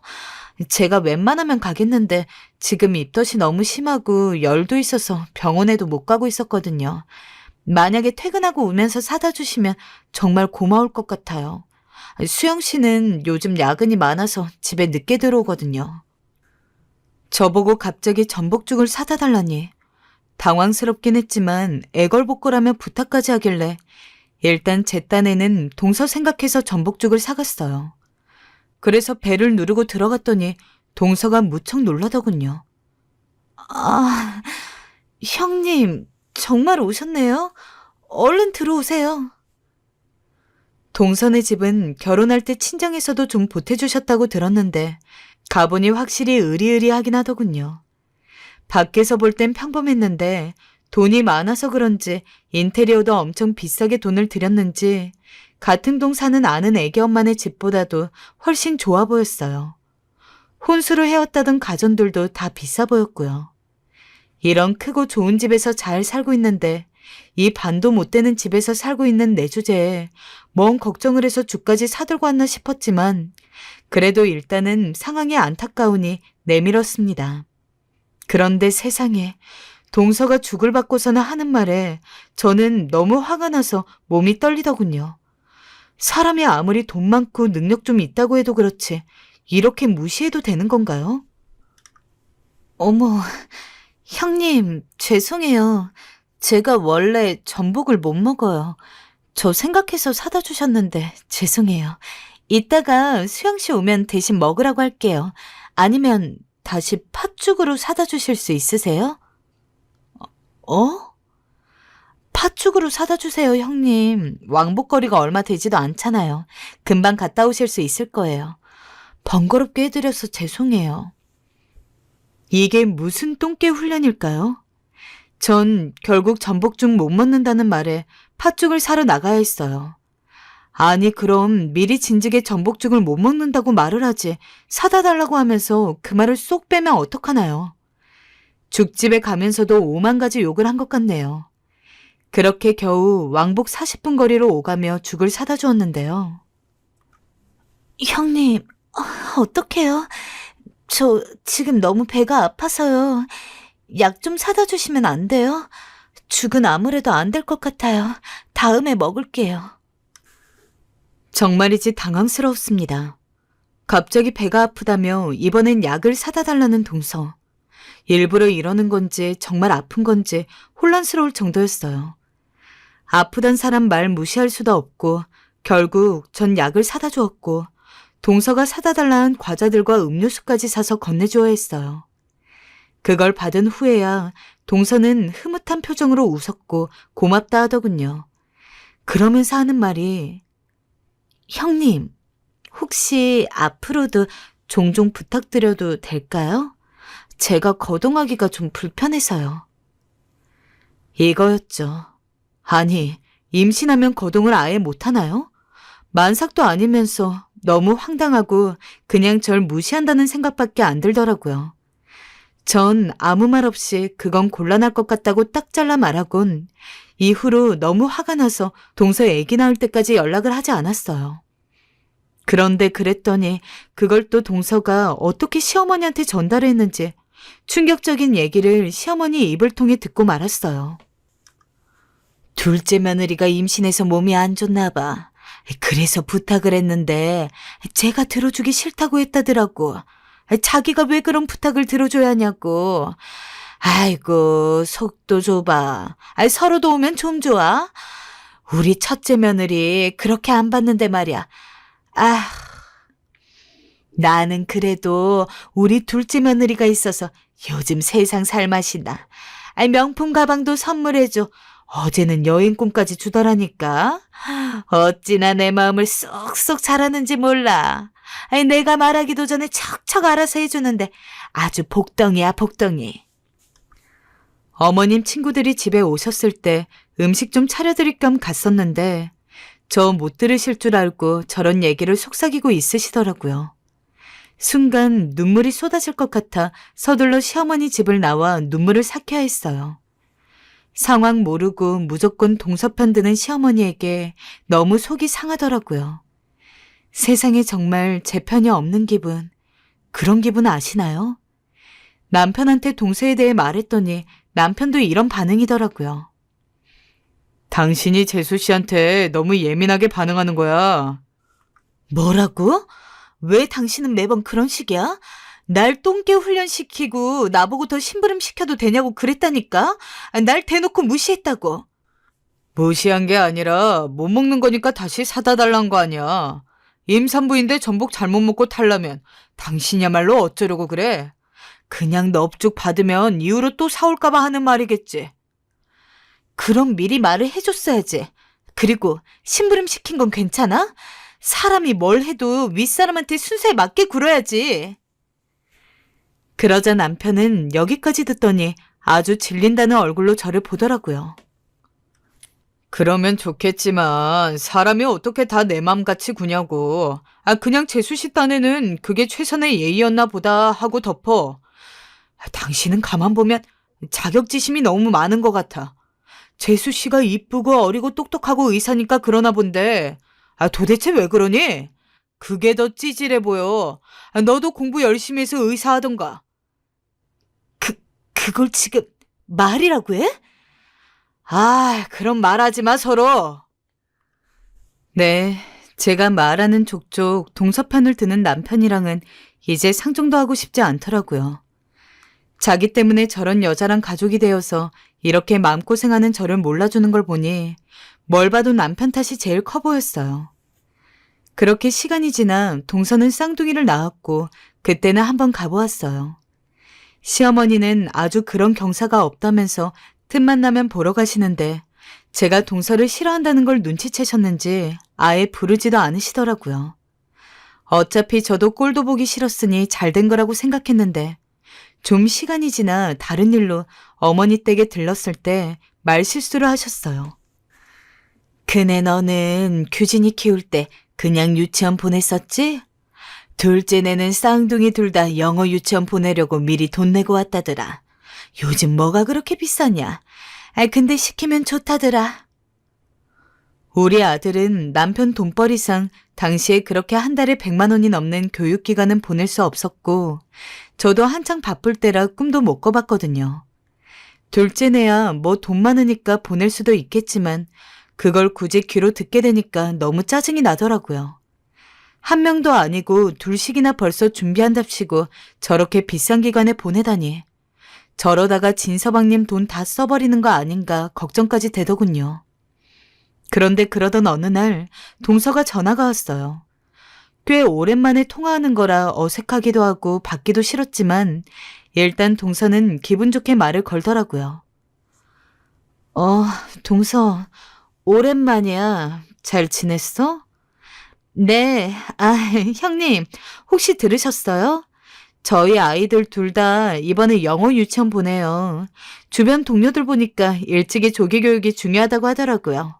당장은 해외로 데리고 나가서 살기엔 저도 상황이 쉽지 않고 일단은 영어 유치원에서 어느 정도 잡아주면서 하나씩 만들어 가려고 해요. 형님네는 영어 유치원 보내셨어요? 듣자 하니 아무리 그래도 제가 자기보다 애를 일찍 키웠는데 훈수 두는 것 같아서 달갑잖더라고요. 또 알면서도 저러는 게 얄미웠어요. 동서, 난 안 보냈어. 근데 벌써부터 그렇게 돈을 많이 써서 어떡해? 아직 애기들인데 그렇게 원어민이 있는 기관에 미리 보내면서 감당이 되겠어? 애 한번 영어 유치원 보낼 거면 그 정도 교육비는 고등학교 갈 때까지 우습지도 않게 계속 써야 해. 제 말이 우습게 들리는지 동서가 아주 괘씸하게 받아치더라고요. 그렇죠. 부담이 많이 되긴 하는데 저도 복직했고 둘이서 버니까 어떻게든 버텨볼 수 있지 않을까요? 그리고 이런 말 하긴 그렇지만 형님네랑 저희네랑 처지가 다르잖아요. 저희는 둘 다 의사라서 그 정도는 거뜬해요. 진짜 사사건건 저를 이렇게 무시하는 동서의 반응을 보니까 화가 치밀어 올랐어요. 동서, 말이 심한 것 같은데? 처지가 다르다니 말을 너무 막 하는 거 아니야? 혹시 자랑하려고 일부러 전화한 거야? 나 약 올리려고? 동서 진짜 웃긴다. 하는 행동이 너무 아이 같고 유치한 거 알아? 미안한데 동서, 이제 나한테 전화하지 마. 전 그러고 전화를 탁 끊어버렸어요. 나중에 동서에게서 미안하다는 연락이 오긴 했지만 그것조차 가식인 걸 알았기에 모두 차단해버렸습니다. 그런데 연락을 완전히 끊어버릴 수도 없었던 게 어머니가 이 무렵에 건강이 많이 안 좋아지셔서 어쩔 수 없이 형제간에 계속 연락을 하긴 해야 했거든요. 이제 이런 걸로 싸우기는 싫어서 저도 억지로 무시를 하고 참고 있었는데 그러던 중 큰 사건이 터지고 말았습니다. 갑자기 어머니가 평소 앓고 계시던 부정맥 상태가 많이 안 좋아지시기 시작했어요. 건강하시던 분도 아니었지만 너무 순간적으로 악화되는 속도가 빨라지다 보니까 진짜 명 앞에 장사가 없는 것인지 지켜보는 저희도 너무 황당할 정도였습니다. 남편이나 서방님이나 이 코로나 시국에 어머니 뵈러 왔다 갔다 하면서 힘들게 버텼고 며느리들도 그렇게 신경을 썼지만 얼마간 의식이 없는 상태로 버티시다가 제대로 인사도 나누지 못한 상태로 숨을 거두시게 된 것입니다. 솔직히 아직도 잘 실감이 나지 않을 정도고 모든 게 혼란스러울 때 장례식도 갑자기 준비를 하려니 여간 다들 당황한 게 아니었습니다. 저도 직장에 급히 알리고 어안이 벙벙해서 어쩔 줄 몰라 하는 남편을 보니 마음이 좋지 않더라고요. 최근에 왕래가 거의 없었지만 신혼 시절엔 어머니를 많이 의지했었기에 당황스러운 것은 마찬가지였고 좀 생각이 많아지더라고요. 하지만 가족장이 생기면 그런 것들을 신경 쓰기에 앞서 얼른 장례를 위한 많은 것들을 챙겨야 하니 신경 쓸 게 무척 많았습니다. 동서도 저도 우왕좌왕하던 차에 다들 각기 도움을 받아서 어찌어찌 장례를 치렀는데요. 어머니를 이렇게 보내드린 것에 대한 감상을 제대로 가질 새도 없이 어쩜 동서는 저를 이다지도 변함없이 골탕 먹이는 건지 너무 화가 납니다. 장례가 끝난 지 좀 되었음에도 불구하고 제가 잊지 못하고 이렇게 화를 내는 이유는 그렇게 큰 일을 두고 꼭 일처리를 그렇게 해야만 했었는지 어이가 없어서예요. 행사도 같이 준비하고 신경을 썼으면서 부의금에 대해서 얼마나 까탈스럽게 구는지 돌아가신 어머니 보기 부끄럽지도 않나 싶습니다. 이번에 아무래도 저희 부부보다는 서방님과 동선의 직장 동료나 지인들이 조금 많이 조문을 오기는 했어요. 나중에 계산을 해보니 동선의 비율이 많기는 했지만 그래도 부모의 장례 앞에서 이런 것들은 각각 자식들끼리 나누는 게 맞지 않나요? 똑같이 슬픔을 나누고 함께 했는데 네 돈 내 돈하고 철석같이 따져가고 있어야 하냔 말입니다. 동선은 장례 와중에도 돈만 생각하고 있었는지 부의금 이야기를 꺼내는 저한테 이렇게 말하는 게 아니겠어요. 너무 철두철미하게 자기네 몫을 따지는데 정말 오만정이 다 떨어지더라고요. 형님, 저희 쪽 손님들이 많이 오셨는데 이건 저희가 아무래도 따로 정산을 해야 될 것 같아요. 나중에 다 저희가 돌려드려야 하고 액수도 적지 않은 편이라서요. 괜찮으시죠? 그러면서 발빠르게 봉투들을 챙기는데 안 그래도 돈도 많으면서 있는 것들이 더한다더니 어쩜 이럴 수가 있는 걸까요? 화가 나서 바로 남편한테 말을 했는데 차라리 물어보지 말 걸 그랬나 봅니다. 아니 여보, 당연한 거 아니야? 쟤네 손님이 우리보다 많이 왔는데 그걸 나누는 것도 이상한 거지. 당신이라면 그렇게 하겠어?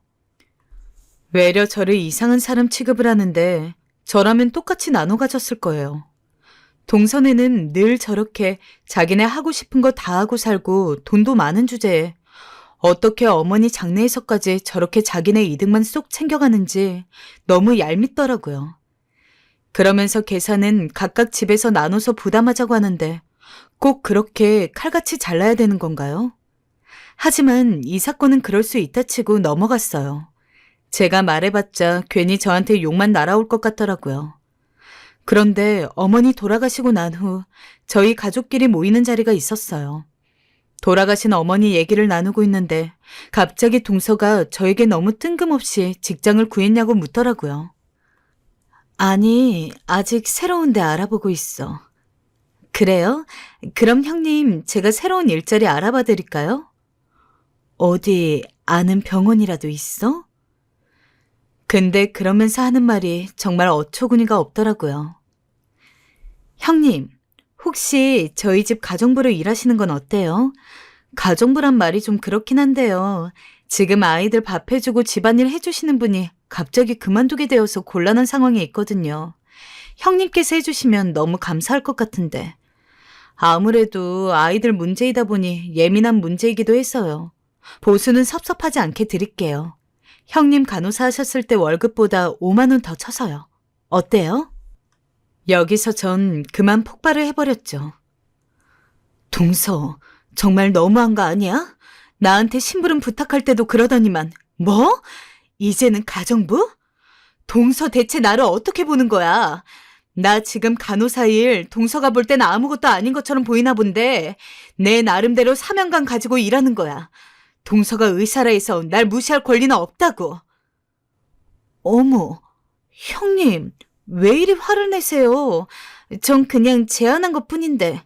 형님 정말 이상하신 분이네요. 가정부란 직업이 어디 나쁜 직업인가요? 솔직히 말해서 고작 간호사 일하면서 그 월급 받고 일하는 거면 저희 집 가정부를 일하면서 돈 많이 버시는 게 더 좋잖아요. 전 나름대로 형님 생각해서 말한 건데요. 그 순간 저한테 어떤 그런 님이 나왔는지 모르겠어요. 그만 동서의 멱살을 잡아다가 바닥으로 매다 꽂아버렸거든요. 우리 아들이 가끔 태권도 하면서 하던 기술이었는데 제가 그대로 실행해버렸어요. 그리고 울고 있는 동서를 지나쳐서 씩씩거리며 집으로 돌아왔습니다. 남편은 제가 무서워 찍소리도 못하고 있었지만 저는 그 순간에도 화를 참을 수 없었어요. 이대로 넘어가선 안 되겠다는 생각이 들었고 그때부터 저만의 복수를 실행하기로 마음먹었죠. 사실 제가 그간 동서한테 당하면서 언젠가 한 방을 먹일 순간을 기대하며 생각해둔 게 있었거든요. 다만 확실하지 않아서 증거 자료가 더 필요하긴 했지만요. 저는 그날 이후 동서를 미행하기 시작했어요. 동서가 병원에서 퇴근한 순간부터 말이죠. 실은 전부터 병원 내에서 떠도는 소문이 하나 있었어요. 바로 동서가 같은 유부남 동료 의사와 바람을 피고 있다는 소문이었는데요. 에이, 설마 그런 소문 많잖아. 동서 우리 서방님을 얼마나 좋아하는데 시어머니한테 명품 선물까지 하더라니까. 아니에요, 간호사님. 이미 소문이 파다해요. 간호사님만 모르시는 거예요. 다른 간호사들이 쑥덕거리고 있을 때도 믿지 않았지만 이제는 믿어야 할 때가 온 거였죠. 저는 조심스레 동서의 뒤를 밟았고 미행한 지 6일차 정도 되었을 때 동서가 어느 모텔로 들어가는 걸 발견했습니다. 거기에 서방님이 있을 림 만무했죠. 전 투숙객인 척 몰래 따라 들어갔고 그곳에서 나오는 동서와 동료 의사를 발견했어요. 이때다 싶어 그걸 사진으로 찍었고 고스란히 서방님 앞에 내놓았고요. 서방님은 충격을 금치 못했죠. 서방님, 죄송하지만 이 여잔 이제 내쳐야 되겠어요. 서방님에게 이혼하자는 소리가 나왔는지 동서는 바로 저희 집으로 쫓아왔습니다. 형님, 미쳤어요? 왜 내 뒤를 미행해요? 이거 불법이에요, 알아요? 다짜고짜 저에게 욕을 퍼부으며 막말하는 동서를 보니 얼마나 상황이 급박한지 알겠더군요. 가만히 전 팔짱 끼고 그걸 그냥 지켜보고 있었습니다. 그런데 제가 그리 나오자 동서가 이번엔 제 바지가랑이를 붙잡고 싹싹 빌더라고요. 거짓말인 걸로 해주세요, 형님. 형님이 저 질투하셔서 저런 거 찍은 거라고, 제가 아닌 거라고 말해주세요. 동서, 상황 파악이 안 되나 보구나. 사진 속에 있는 사람은 엄연히 동서인데 어떻게 내가 그런 거짓말을 할 수 있겠어?